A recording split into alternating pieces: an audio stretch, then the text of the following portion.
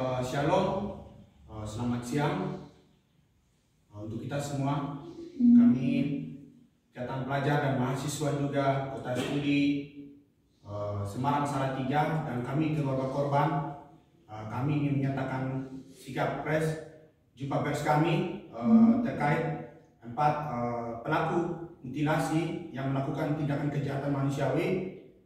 Kami dari keluarga korban dan kami dari Ikatan Pelajar dan Mahasiswa juga Kota Studi Semarang Salatiga ingin menyatakan pernyataan sikap kami. Penembakan dan mutilasi terhadap 4 warga sipil juga Papua terjadi pada 22 Agustus 2022 di Kabupaten Mimika. Terhadap korban atas nama Arnold Lombere, Irian Niligi, Atis Dini, Lemanio Niligi, dan melibatkan 6 anggota TNI aktif dan 4 warga sebagai pelaku. Pelaku kemudian menembak, membunuh, dan memutilasi setiap bagian tubuh korban.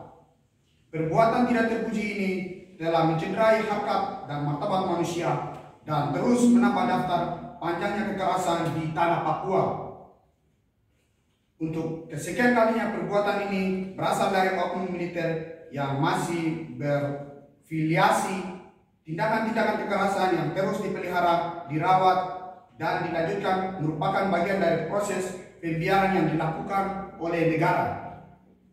Sebelumnya, 6 terdakwa prajurit tentara aktif dari Kesatuan Detasemen Makas atau Denma, Brigade Infanteri 20 Imam Jaya Keramo telah diputus bersalah oleh pengadilan militer.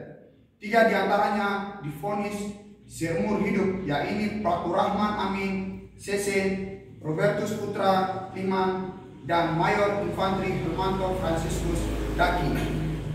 Serta 2 pratu dan prakalanya divonis 20 tahun dan 15 tahun penjara serta dipecat. Kemudian pada 24 Januari 2023 lalu, Majelis Hakim Pengadilan Militer Tinggi 3 Surabaya telah memvonis Mayor Infanteri Hermanto penjara seumur hidup dan pemecatan. Kemudian Mayor Infanteri Hermanto mengajukan banding di Pengadilan Tinggi Militer 3 Surabaya.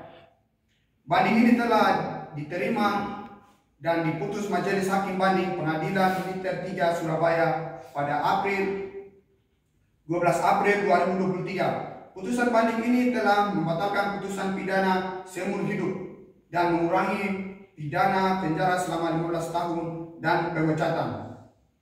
Hal ini dinilai melecehkan rasa keadilan bagi keluarga dan masyarakat Papua pada umumnya. Apalagi peran seorang mayor dalam kasus ini sangat aktif dalam merencanakan semua aksi. Selanjutnya pada awal Mei lalu, bulan 4 2024 bulan 5 2023, Jaksa Penuntut Umum pada Kejaksaan Negeri Mimika telah menuntut terdakwa sipil atas nama Roy Martin Huai, Andre Pujianto Lee, Dul Uman, dan Refles Laksana dituntut penjara seumur hidup pada persidangan yang digelar di Pengadilan Negeri Kota Timika kelas 2.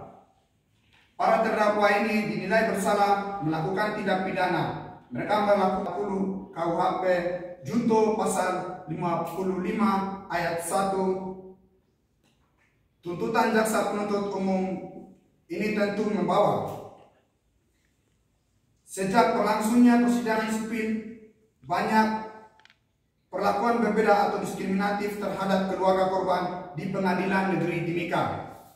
Aparat keamanan Polres Mimika, jumlah akses peserta persidangan untuk keluarga korban pun dibatasi dan pengamanan dengan menggunakan senjata lengkap laras panjang juga sangat berlebihan. Hal ini maka kami mahasiswa dan keluarga korban demi keadilan hukum di tanah Papua, maka kami mahasiswa dan masyarakat mendesak. Pertama, kami mendesak kepada Pengadilan Negeri Mimika dan pihak keamanan Polres Mimika agar hentikan tindakan perlakuan diskriminasi terhadap keluarga korban dalam proses persidangan di pengadilan Mimika. Yang kedua, kami mendesak bahwa proses putusan harus sesuai dengan tuntutan jaksa penuntut umum. Yang pertama, yang kedua, Dul Uman, yang ketiga, Refles Lasaka, dan termasuk Roy Martin Hoai sesuai pasal 340 KUHP Junto 55 ayat 1 ke 1 dalam dakwaan primair dengan tuntutan seumur hidup.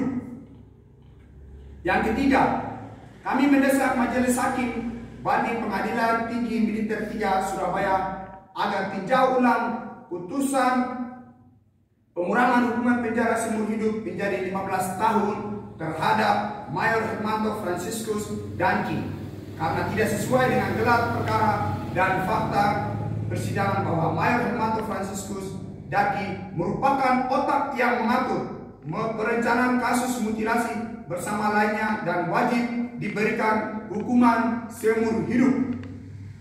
Yang keempat, kami mendesak semua pelaku sipil wajib diberikan putusan hukuman seumur hidup sesuai dengan perbuatan agar menjunjung tinggi keadilan bagi setiap orang dan hukum yang tidak diskriminasi. Kelima, kami mendesak dan menuntut kepada Mahkamah Agung RI, Komnas HAM RI agar memantau dan meninjau setiap persidangan yang merugikan rakyat sipil asli Papua, mahasiswa dan keluarga korban. Pelaku mutilasi harus dihukum. Pelaku mutilasi harus dihukum mati. Pelaku mutilasi harus dihukum mati. Pelaku mutilasi harus dihukum mati. Hidup mahasiswa. Hidup mahasiswa. Hidup mahasiswa. Pelaku mutilasi harus dihukum mati. Terima kasih, demikian pers dari kami, Ikatan Pelajar dan mahasiswa juga, sekaligus dengan keluarga korban yang berstudi di Kota Studi Semarang Salatiga. Terima kasih.